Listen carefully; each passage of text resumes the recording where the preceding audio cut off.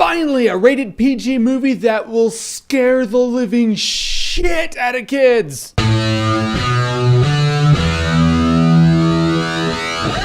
ParaNorman. So ParaNorman is the story of this kid. He's kind of a weird kid in school. He gets picked on. He sees dead people. Yeah, he's Haley Joel Osment, only his name's Norman. Long story short, there was a curse that happened some hundreds of years ago. Now the dead are rising from the grave. And this Norman kid doesn't seem to have, Left 4 Dead 2, so he's not really equipped to handle this situation, but he has to save the day. So ParaNorman's one of these claymation type animation movies. It has that old school Tim Burton-ish style, and visually it looks really cool. There were some really cool effects in this movie, some cool cloud movements going on. Good depth of field too. The 3D I thought looked really good. So I gotta be completely honest with you about this movie. At first I was like, this movie's really slow. I understand the movie has to build up the plot, but I think 15 minutes went by. It seemed like 45. I was like, come on dude, pick up. Something happened. I know something's gonna happen. I see these flashes of dead people, which is really interesting, but let's do it. Whatever it may be. Then it happens and you're like, oh okay, the movie's kind of, picking up now. And when the movie's going, you have good characters and some pretty good jokes. At that point though, you're like, this is not made for kids. Visually, there are some frightening ass scenes in this movie. I think this movie's actually made for teenagers. Not quite adults, although adults will be entertained in this movie. Definitely not for kids because they're gonna piss their pants. Teenagers will get the jokes, enjoy the movie. I think it's made for them. I like the characters in this movie. It's like everyone was in pairs. Norman's sister was paired up with this knucklehead. They had their thing going on. Norman's little fat friend, he was funny and cool. He reminded me of that kid from The Big Green. I don't know if you remember him. Yeah, totally who that kid reminded me of. In either case, they had some funny stuff going on. I like that. McLovin plays the bully in this movie, which, hey, go figure that. They're like, all right, actor who plays McLovin, whose name Jeremy can't even think of right now, although he's going to talk in the third person while he explains it, which is strange. People know your face, you're not a bully, but you can play a bully by voice. Yeah, you're a voice actor bully. That's fine. And he worked for this movie too. Now, among all these things that work, the thing that didn't work for me was the pacing in the movie. The movie's interesting as hell. If for nothing else, I'm just intrigued by the story and the visuals and everything that's going on, and the thing that Norman has to do, and that was all awesome and cool. But in watching the road of the movie and how it's portrayed and the pacing, I was like,